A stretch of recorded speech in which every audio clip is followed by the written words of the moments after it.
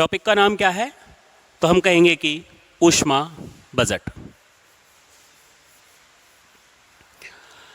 अब सबसे पहले इस बजट शब्द की बात करते हैं। बजट क्या होता है? बजट होता है आय और व्यय का लेखा जोखा। समझें यहां कि हम ये बजट की बात ऊष्मा के संबंध में कैसे करेंगे। तो आय व्यय को जो राइट डाउन करते हैं हम कि कहां से कितना तो प्राप्त हुआ और कहां कितना खर्च हुआ, उसको नियोजित तरीके से लिखना क्या कहलाता है? बजटिंग कहलाता है। बजट बनाना। तो बजट क्या हुआ? आय व्यय का लेखा जोखा। अब ये शब्द है ऊष्मा। ऊष्मा के साथ बजट जुड़ा हुआ है, मतलब कि कितनी ऊष्मा तो हमें प्राप्त हुई आय की तरह, और कितनी ऊष्मा को हमने खर्च कर दिया, हमारी पृथ्वी पर से वापस भेज दिया। किसकी तरह? व्यय की तरह। तो हम ये कह सकते हैं कि सूर्य से जो ऊष्मा हमें प्राप्त होती है, उस ऊष्मा के प्राप्त की हुई इकाइयां और खर्च की हुई इकाइयां, दोनों का लेखा जोखा। प्राप्त की हुई इकाइयां और खर्च की हुई इकाइयां, तो उनका जो लेखा जोखा है वो क्या कहलाता है? ऊष्मा बजट कहलाता है। तो बजट का मतलब समझ में आया आपको? लेखा जोखा। ऊष्मा बजट पढ़ रहे हैं हम। ऊष्मा बजट में हम सबसे पहले यही लिखेंगे कि ऊष्मा बजट एक्चुअल में होता क्या है। तो सूर्य का ताप, हम कहें सूर्यातप, इंसोलेशन, सूर्यताप और पृथ्वी का ताप। सूर्यताप और पृथ्वी का ताप, मतलब सूर्य का ताप और उससे पृथ्वी द्वारा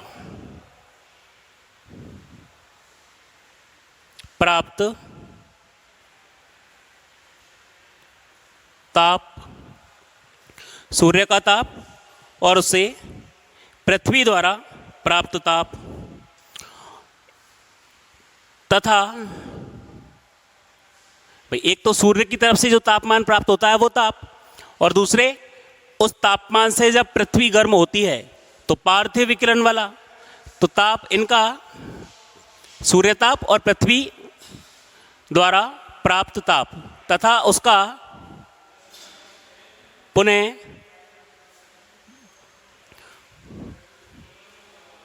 अंतरिक्ष में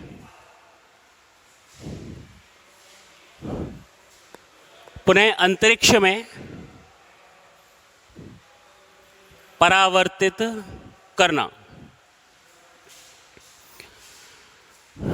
सूर्य ताप से जो पृथ्वी तापमान प्राप्त करती है और उस तापमान को जब पृथ्वी पुनः अंतरिक्ष में विकृत कर देती है, तो इस संपूर्ण लेखे जोखे को, इस संपूर्ण विवरण को ऊष्मा बजट कहा जाता है। एक दूसरी परिभाषा हम ऊष्मा बजट के संबंध में लेते हैं कि सौर विकिरणों की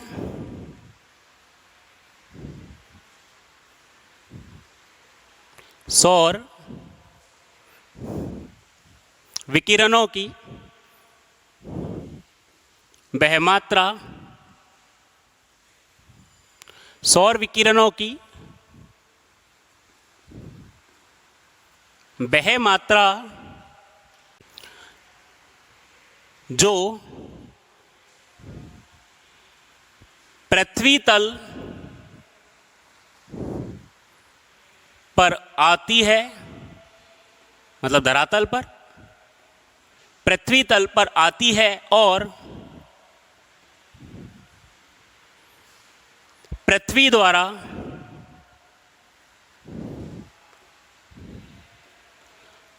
अंतरिक्ष में, पृथ्वी द्वारा अंतरिक्ष में विकिरित कर दी जाती है। मतलब सौर विकिरणों की वो मात्रा जो पृथ्वी तल पर आती है और पृथ्वी के द्वारा अंतरिक्ष में विकिरित कर दी जाती है, उसे ऊष्मा बजट कहते हैं। तो इस तरह से ऊष्मा बजट क्या है? सूर्य से पृथ्वी को प्राप्त होने वाली ऊष्मा और पृथ्वी द्वारा पार्थिव विकिरणों से उस ऊष्मा को वापस अंतरिक्ष में लौटाना। ऐसे समझे हम कि सूर्य की ओर से प्राप्त ऊष्मा, पृथ्वी का गर्म होना और पार्थिव विकिरणों का वापस अंतरिक्ष की ओर जाना, इस पूरे सिस्टम को क्या कहेंगे? तो वो कहेंगे हम क्या? ऊष्मा बजट। ठीक है, तो ये हुई ऊष्मा बजट के बारे में एक सामान्य सी बात। अब ये ऊष्मा बजट जो है वो कैसे उपयोगी है, क्या महत्व है इसका? ऊष्मा बजट का मतलब जो ऊष्मा ऊपर से आती है वो वापस भी जाती है, इसका क्या महत्व हुआ? तो देखें हम कि आप माने यदि सूर्यातप प्राप्त तो हो लेकिन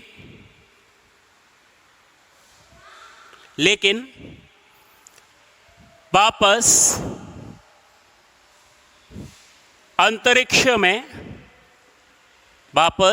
अंतरिक्ष में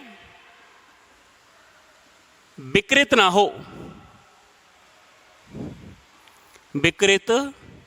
हो तो क्या होगा? तो यदि सूर्य से प्राप्त होने वाला जो ताप है वो पृथ्वी को लगातार प्राप्त तो होता रहे, लेकिन पृथ्वी उस ताप में से पूरे भाग को या कम भाग को विकिरित करे, या हम कहें कि कुछ भी विकिरित ना करे लेकिन वापस अंतरिक्ष में विकिरित ना हो, मतलब ताप आए तो सही लेकिन जाए नहीं, तो क्या होगा? तो ये जो धरातल है, ये जो पृथ्वी है, वो धीरे धीरे और गर्म होती चली जाएगी। कारण क्या है कि ताप आ तो रहा है लेकिन वापस नहीं जा रहा। अब किसी चीज को आप गर्म करते जाइए वो गर्म होती जाएगी।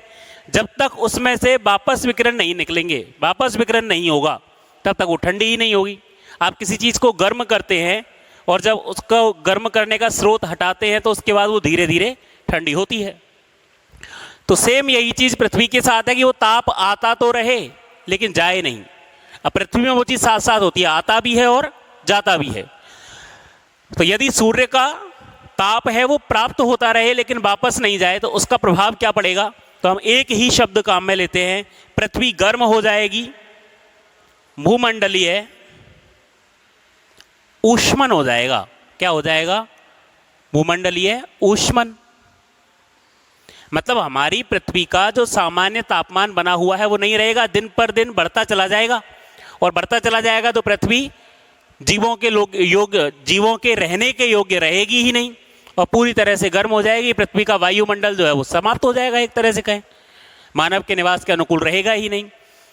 तो ये जो ऊष्मा बजट है, सूर्य की किरणों का आना और पार्थिव विकिरणों का जाना, ये वायुमंडल के लिए, इस पृथ्वी के लिए, पृथ्वी पर जीवन के लिए बहुत महत्वपूर्ण है।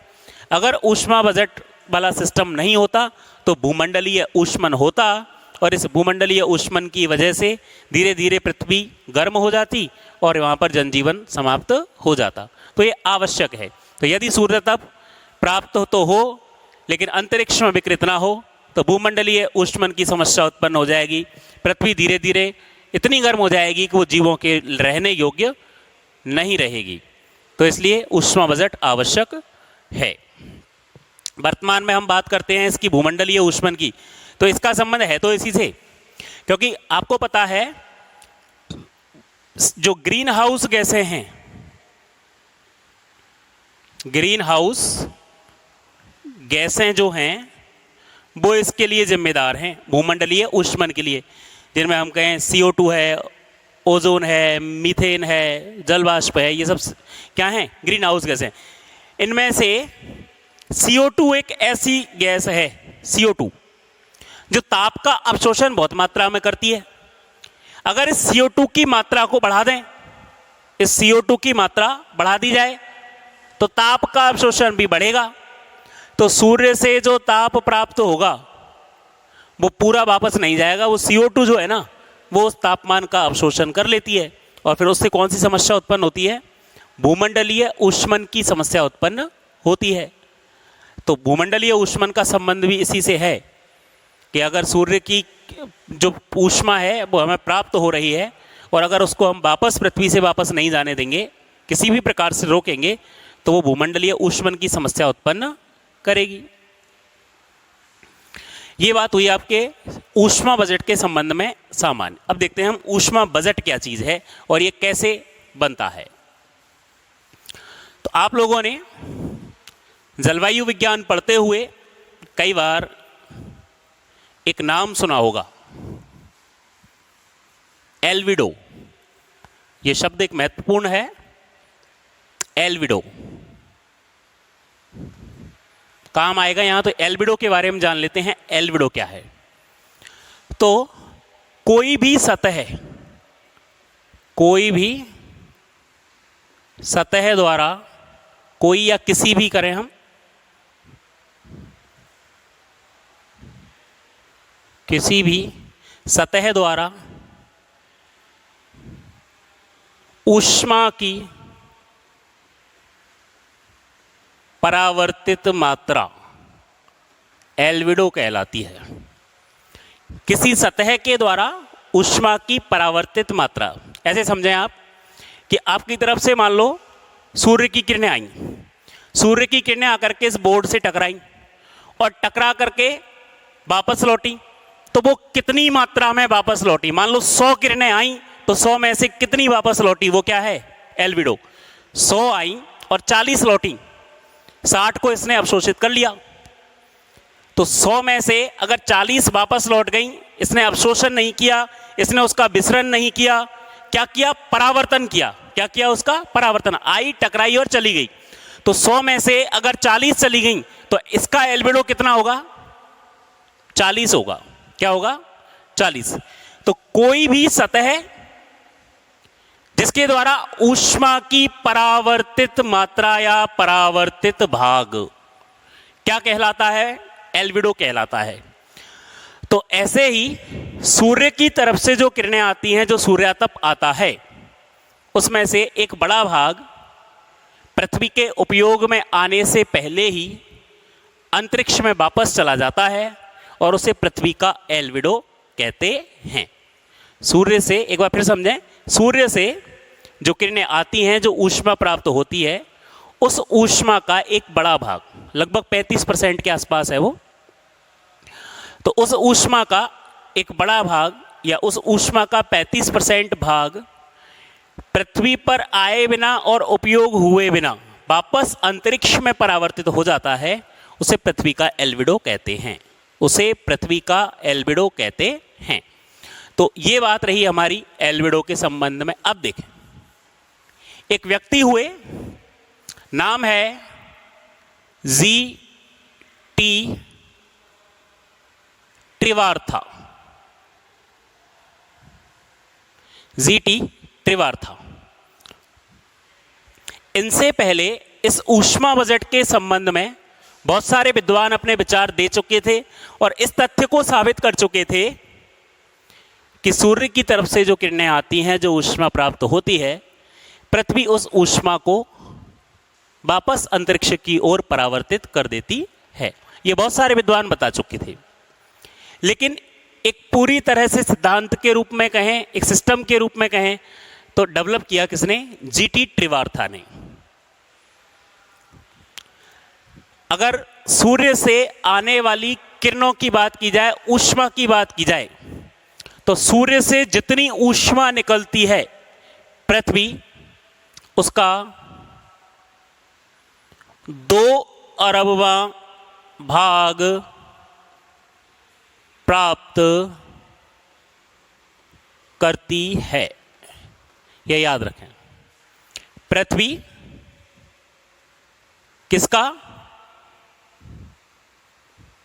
सूर्य से निकली ऊष्मा का कितना भाग? 2 अरबवां भाग। मान लो 2 अरब प्रकाश निकलता है तो पृथ्वी को 1 प्राप्त होता है। 2 अरब में से 1 तो बहुत कम हो गया सूर्य के हिसाब से। तो सूर्य से जो प्रकाश निकलता है पृथ्वी उसका कितना भाग प्राप्त करती है? देखो 2 चीजें हैं।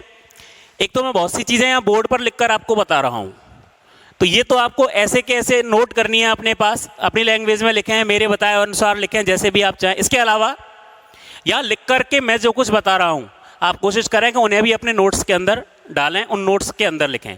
आप केवल उस चीज़ के ऊपर डिपेंड कभी भी नहीं रहोगे कि हमें प्रिंटेड नोट्स दिए जाएं। आपको पूरी चीज़ इस बोर्ड पर बताई जा रही है लिख करके, तो आप इस बोर्ड से उस चीज़ को उतारें, क्योंकि सबसे ज़्यादा अच्छा याद वो होता है जो हम खुद लिखते हैं। तो आप इन चीज़ों को खुद लिखें, तो इस चीज़ का आप ध्यान रखें विशेष करके। तो पृथ्वी सूर्य से जो निकली हुई ऊष्मा है उसका 2 अरबवां भाग प्राप्त करती है। अब आगे बात करते हैं त्रिवार्ता क्या कहते हैं। त्रिवार्ता ये कहते हैं कि यदि सूर्य से 100 इकाइयां, थोड़ा इधर लिखें इसको, यदि पृथ्वी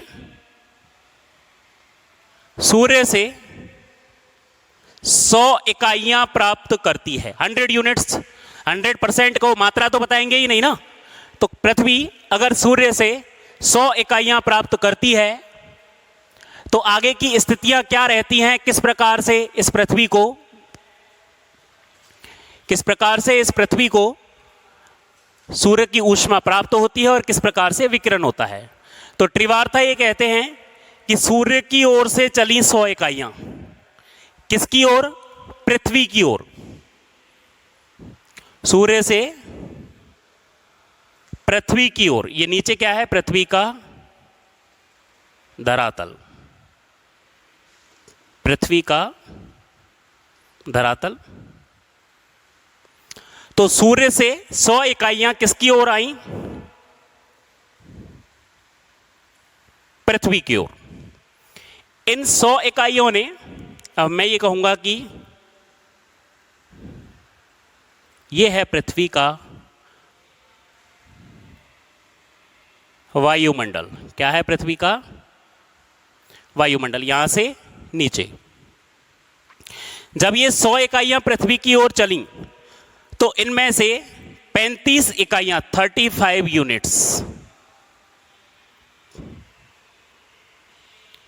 कितना? 35 इकाई माइनस हो गई। क्या हो गई? माइनस हो गई। कहां से? तो हम ये कहेंगे कि यहीं से हो गई, इस धरातल तक नहीं पहुंच रही, या हम कहें कि सामान्य धरातल तक नहीं पहुंचेंगी, इस जगह में आकर के, और 35 इकाइयां चली जाएंगी। अब कितनी बचेंगी यहां? तो मैं कहूंगा कि यहां 65 इकाइयां बच जाएंगी। कितनी बचेंगी? 65। रीजन क्या है कि 100 में से 35 इधर चली गई, कितनी बची? 65। तो 100 इकाइयां जब सूर्य से चलती हैं तो उनमें से 35 इकाइयां जो हैं, 35 यूनिट्स जो हैं, वो वापस अंतरिक्ष की ओर विकृत कर दी जाती हैं, और इनको ही क्या कहा जाता है? पृथ्वी का एल्बिडो। क्या कहा जाता है इनको? पृथ्वी का एल्बिडो कहा जाता है। अब ये भी 3 रूप में जाती हैं। कितने? 3 रूप में। कुछ का परावर्तन तो होता है बादलों से, बादलों द्वारा परावर्तन। कुछ होता है हिम, जो ध्रुवों पर बर्फ जमी रहती है, तो हिमटोपों द्वारा।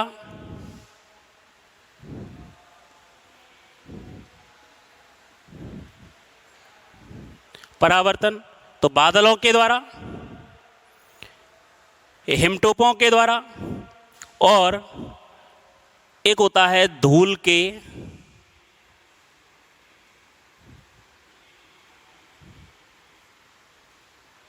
कणों द्वारा। इसे आप वायुमंडल भी कह सकते हैं कि वायुमंडल द्वारा।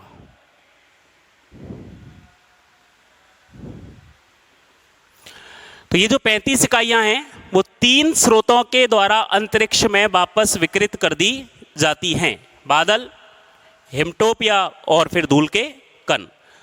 तो बादलों के द्वारा 27 इकाइयां, कितने? 27 इकाइयां। हिमटोपों के द्वारा, अगर हिमटोपों की बात करें, हिमटोपों के द्वारा तो इनके द्वारा लगभग 2%, और शेष जो बचेगा 6% वो किनके द्वारा? तो धूल के कणों के द्वारा। तो 27 और 2 29 और 6 35 हो गया। अगर सूर्य की ओर से 100 इकाइयां चलती हैं तो 35 इकाइयां पृथ्वी की वायुमंडल में प्रवेश से पहले ही परावर्तित करके कर दी जाती हैं, जिनमें बादलों का योगदान 27%, या वायुमंडल कह सकते हैं हम 27% योगदान। हिमटोपों के द्वारा परावर्तन में केवल 2%, 2 इकाई, और धूल के कणों के द्वारा लगभग 6 इकाइयों का क्या होता है? परावर्तन। तो टोटल मिलकर कितने हो जाते हैं? 35 इकाई, और इन 35 इकाइयों को ही क्या कहते हैं? पृथ्वी का एल्बिडो। अब यहाँ कितनी बची? 65। इन 65 में से नीचे की ओर जाते हुए यहाँ रह जाती हैं केवल 51 इकाइयां। कितनी इकाइयां? 51। क्यों रही ये 51 इकाइयां? क्योंकि 14 इकाई जो हैं, कितनी? 14 इकाई, इनका क्या कर लिया गया? अवशोषण, वायुमंडल द्वारा अवशोषण। मतलब वायुमंडल ने इन 14 इकाइयों को सोख लिया यहां से, तो 65 में से 14 चली गई। अब बची कितनी? तो हम कहेंगे कि 51 इकाइयां शेष बची। अब ये 51 इकाइयां आती हैं पृथ्वी के धरातल पर। कहां आती हैं? पृथ्वी के धरातल पर। और पृथ्वी के धरातल पर ये जब आती हैं तो हम कहें कि 17 और 34 ये तो आएंगी 17 के रूप में, और आपके ये आएंगी तो हम कहें 34 इकाई के रूप में। ये जो 51 इकाइयां शेष रहीं, ये पूरी 51 की 51 कहां आती हैं? इस धरातल पर आती हैं। लेकिन एक तरफ आती हैं 17 और दूसरी तरफ 34। एक तरफ दूसरी तरफ से मतलब यह है कि 17 इकाइयां अलग होती हैं और 34 अलग होती हैं। ये 17 क्या होंगी? और हम कहें कि ये 34 क्या होंगी?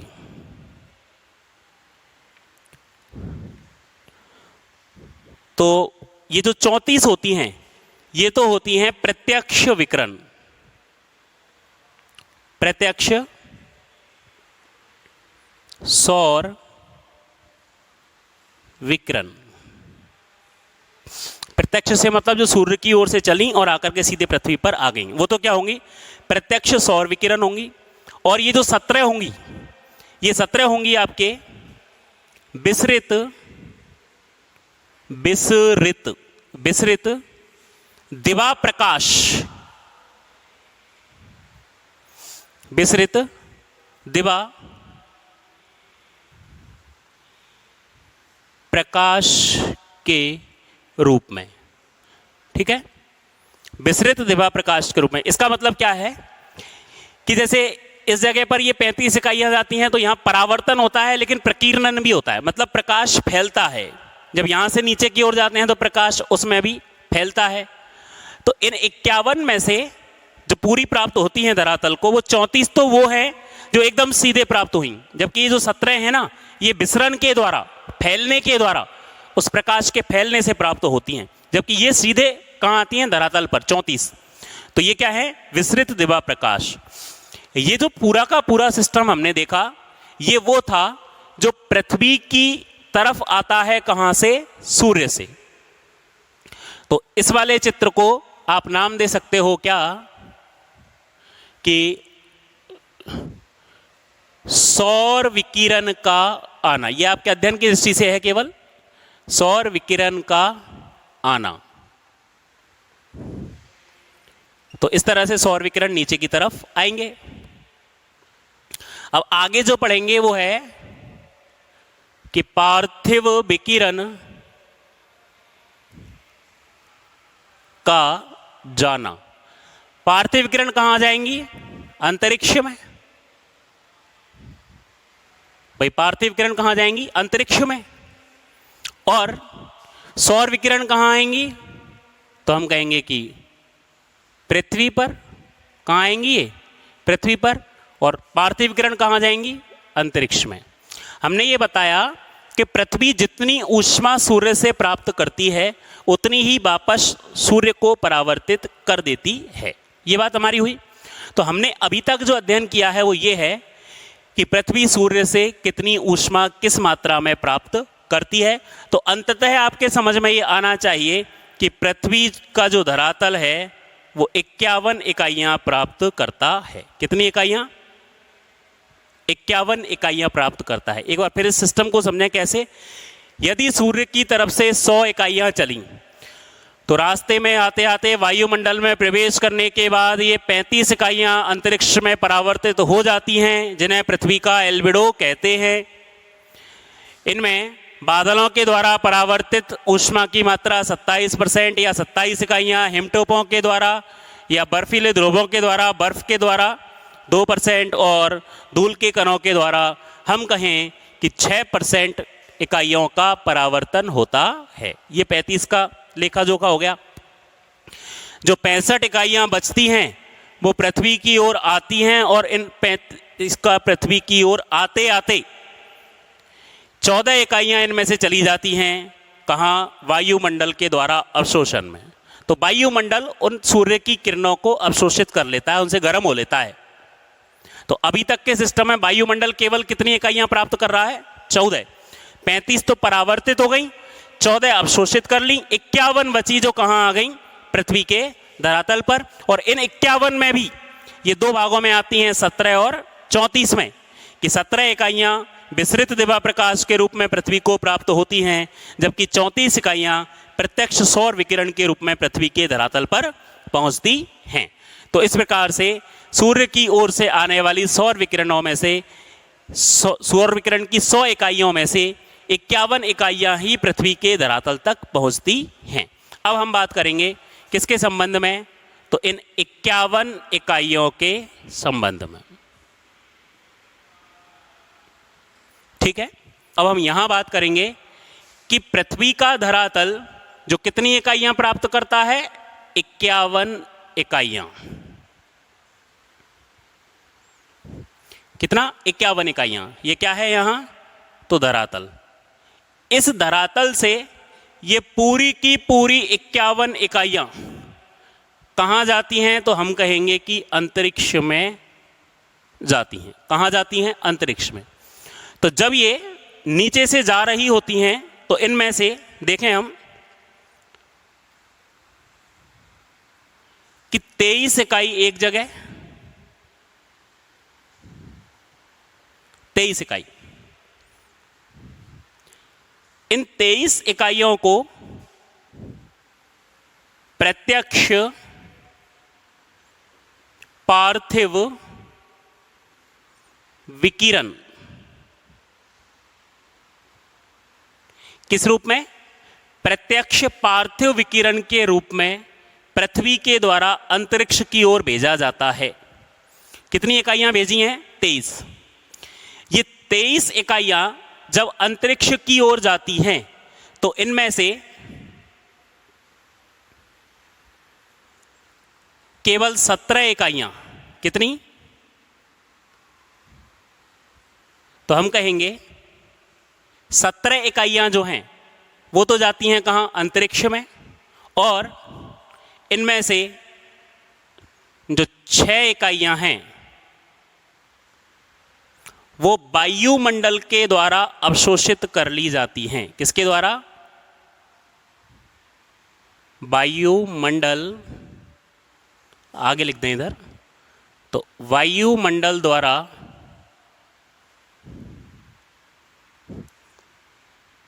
अवशोषण।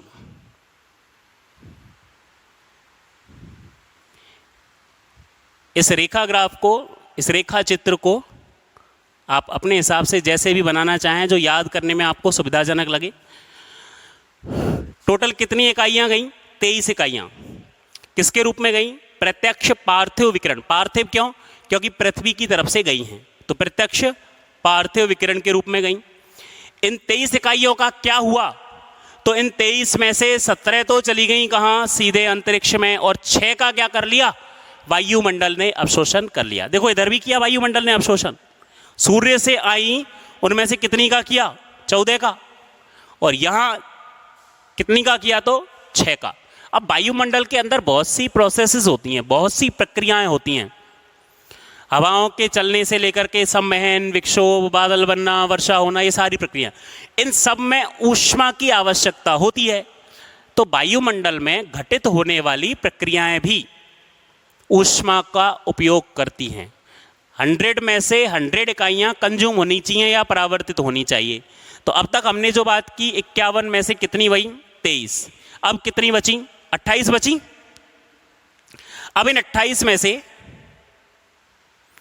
9 इकाइयाँ एक जगह है और 19 इकाइयाँ एक जगह है। ये 9 इकाइयाँ जो हैं वो उपयोग होती हैं संवहन।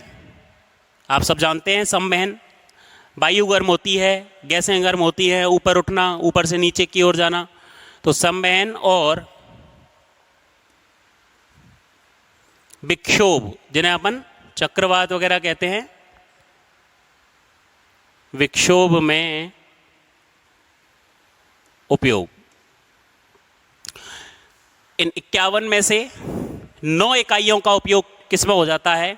संवहन में और विक्षोभ में। अब ये संवहन और विक्षोभ की प्रक्रिया कहाँ होती है? वायुमंडल में।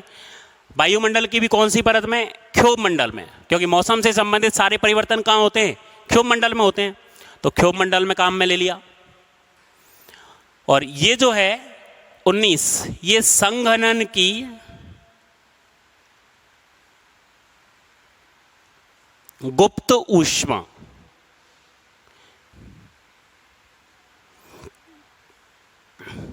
के रूप में उपयोग कर ली जाती है। संघनन की गुप्त ऊष्मा से मतलब है कि जब बादल बनते हैं तो उस समय उनको ऊष्मा जो प्राप्त हुई होती है, या जो ऊष्मा उनके अंदर होती है, जब बादल बन के वर्षा हो जाती है तो वो ऊष्मा रिलीज हो जाती है। और जब वो ऊष्मा रिलीज हो जाती है तो उसे कहते हैं क्या? संघनन की गुप्त ऊष्मा। तो कहने का मतलब बादलों के बनने में जो ऊष्मा काम में ली गई और उनके बाद में उनकी वर्षा हो गई, तो संघनन की गुप्त ऊष्मा के रूप में तो 19 इकाई, 9 इकाइयाँ संवहन और विक्षोभ में। अब ये 19 भी कहाँ काम में आया? वायुमंडल में ही तो आया। अरे संघनन कहाँ होता? बादल कहाँ होते? वर्षा कहाँ होती है? वायुमंडल में, क्षोभ मंडल में। तो वायुमंडल में ही काम में आया। तो पृथ्वी को सूर्यातप से जो 51 इकाइयाँ प्राप्त हुई, पृथ्वी ने प्रयास किया कि 23 इकाइयों को भेज दिया जाए सीधे कहाँ? अंतरिक्ष में। लेकिन वो 23 जाते जाते 6 कहाँ छोड़ गई? वायुमंडल में छोड़ गई, और बची हुई 17 जो हैं वो सीधे चली गई कहाँ पर? अंतरिक्ष में। तो 6 को किसने ले लिया? वायुमंडल ने। शेष जो 28 बची, उन 28 में से 9 इकाइयाँ संवहन और विक्षोभ में काम में ले ली गई। अब बची कितनी? 19। तो इन 19 इकाइयों को वायुमंडल ने उपयोग लिया संघनन की गुप्त ऊष्मा के रूप में।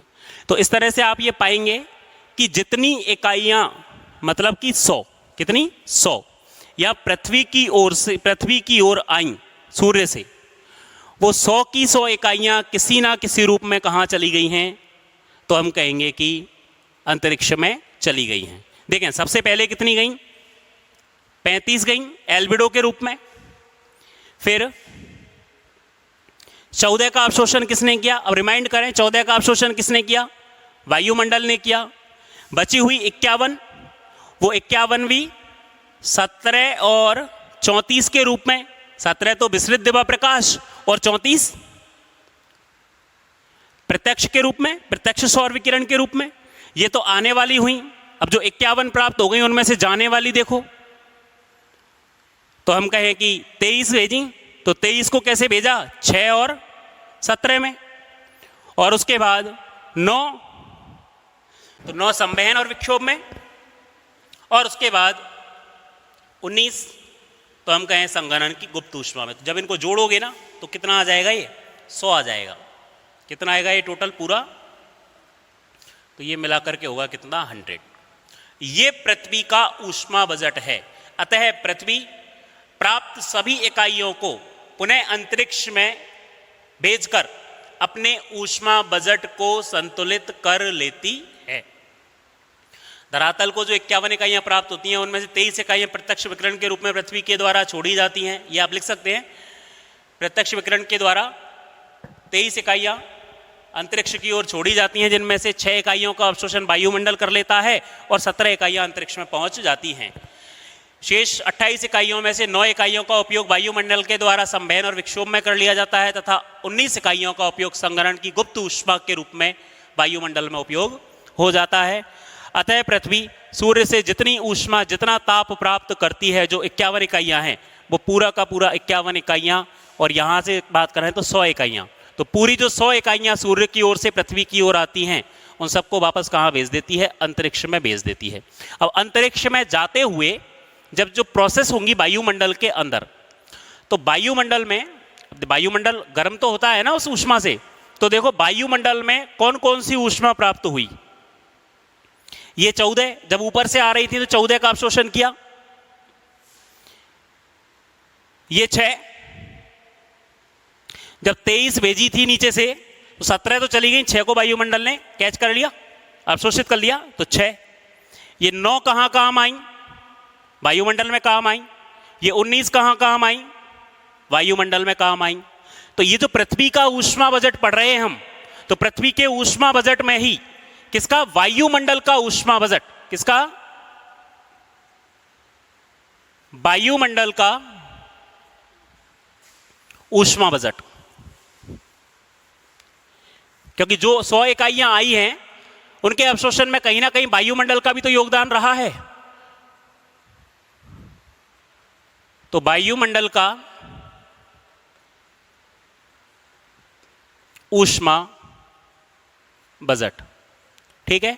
तो वायुमंडल ने 14 इकाइयां ऊपर से आते हुए अवशोषित की, फिर जब नीचे से 23 भेजी तो उनमें से 6 को लपक लिया, और फिर उन 9 का उपयोग किया हमने संवहन और विक्षोभ में, और 19 का उपयोग किया हमने संघनन की गुप्त ऊष्मा में। तो ये टोटल कितना हो गया? 48। कितना हुआ? 48। तो वायुमंडल इस ऊष्मा में से कितना प्राप्त करता है? 48। और अपनी विभिन्न प्रक्रियाओं के द्वारा, अपनी विभिन्न प्रक्रिया, उपभोग, प्रकीर्णन, परावर्तन, इन सब क्रियाओं के द्वारा जो 48 इकाइयां वायुमंडल को प्राप्त होती हैं उनको भी अंतरिक्ष में वापस विकृत कर देता है। और वायुमंडल भी अपने ऊष्मा बजट को कैसा कर लेता है? संतुलित कर लेता है। संतुलित कब होता है बजट? जब जितना आया उतना ही खर्च हुआ। अगर कम खर्च हुआ तो बचा रह गया, और ज्यादा खर्च हो गया तो नुकसान हो गया। तो बजट का संतुलित होने का मतलब क्या है? कि जितनी प्राप्त हुई उतनी ही वापस चली गई। तो पृथ्वी को 100, पृथ्वी की तरफ 100 आई, और पृथ्वी ने अपना हिसाब किताब करके 100 को वापस छोड़ा। लेकिन बीच में से 48 को किसने पकड़ लिया था? इस वायुमंडल ने पकड़ लिया था। तो इस वायुमंडल ने भी अपनी इन प्रक्रियाओं के द्वारा अपने ऊष्मा बजट को संतुलित कर लिया। तो ये था हमारा पृथ्वी का ऊष्मा बजट। मतलब पृथ्वी जितनी ऊष्मा सूर्य से प्राप्त करे वो सारी की सारी ऊष्मा वापस अंतरिक्ष की ओर परावर्तित कर दे या वापस भेज दे। यही पृथ्वी का ऊष्मा बजट है। जो वायुमंडल सूर्य की ऊष्मा का जितनी इकाइयां भाग प्राप्त करता है उसे अपने उपभोग, प्रकीर्णन, परावर्तन के द्वारा वापस अंतरिक्ष में विकिरित कर देता है। तो ये हुआ वायुमंडल का ऊष्मा बजट। तो पृथ्वी के ऊष्मा बजट के साथ ही हम वायुमंडल का ऊष्मा बजट भी पढ़ते हैं, क्योंकि उसका संबंध उसी से है। तो इस तरह से आपका ये टॉपिक पृथ्वी का ऊष्मा बजट पूरा होता है। मैं एक बार बिना देखे अगर रिमाइंड कराऊंगा आपको, केवल संख्या के रूप में कि 100 इकाइयां ऊपर से चलती हैं, 35 इकाइयां जो हैं वो एल्बिडो के रूप में ऊपर से ही चली जाती हैं। उन 35 में 27 जो हैं वो बादलों के द्वारा या वायुमंडल के द्वारा, 2 जो हैं वो हिमटोपों के द्वारा, और 6 हैं वो धूल के कणों के द्वारा प्रकीर्णित कर दी जाती हैं। 35 इकाइयां जाने के बाद जो 65 इकाइयां बचती हैं और पृथ्वी की ओर आने लगती हैं, तो वायुमंडल उनमें से 14 का अवशोषण कर लेता है। तो 51 जो बचती हैं वो पृथ्वी तक पहुंचती हैं। लेकिन पृथ्वी तक पहुंचते पहुंचते वो भी कितने भागों में बढ़ जाती हैं? 2 भागों में, 17 और 34। तो 17 जो है वो विसरित दिव्य प्रकाश के रूप में, और जो 34 हैं वो प्रत्यक्ष सौर विकिरण के रूप में धरातल पर पहुंचती हैं। तो धरातल को कितनी मिल गई? 51। अब धरातल इन 51 में से 23 इकाइयों को वापस भेजता है किधर? अंतरिक्ष की ओर। तो 23 में से 17 तो सीधी जाती हैं, और 6 को कौन ले लेता है? बीच में ही वायुमंडल ले लेता है। शेष बची जो 28 हैं उनमें से 9 इकाइयों का संवहन विक्षोभ में काम आ जाता है, और जो 19 इकाइयां बचती हैं वो आपके काम आ जाती हैं संघनन की गुप्त ऊष्मा में। तो इस प्रकार से पृथ्वी सूर्य की ओर से आने वाली 100 इकाइयों को अपनी विभिन्न प्रक्रियाओं के द्वारा वापस अंतरिक्ष की ओर परावर्तित कर देती है और अपने ऊष्मा बजट को संतुलित कर लेती है। पृथ्वी के ऊष्मा बजट की इस प्रक्रिया में वायुमंडल 48 इकाइयों का अवशोषण करता है। तो ऊपर से आते हुए 14 का किया, नीचे से जाते हुए 6 + 9 + 19 का किया, तो टोटल 48 हुई। तो इनका जो अवशोषण वायुमंडल करता है उसे अपनी विभिन्न प्रक्रियाओं के द्वारा वापस अंतरिक्ष में परावर्तित करके वायुमंडल भी अपना ऊष्मा बजट संतुलित कर लेता है।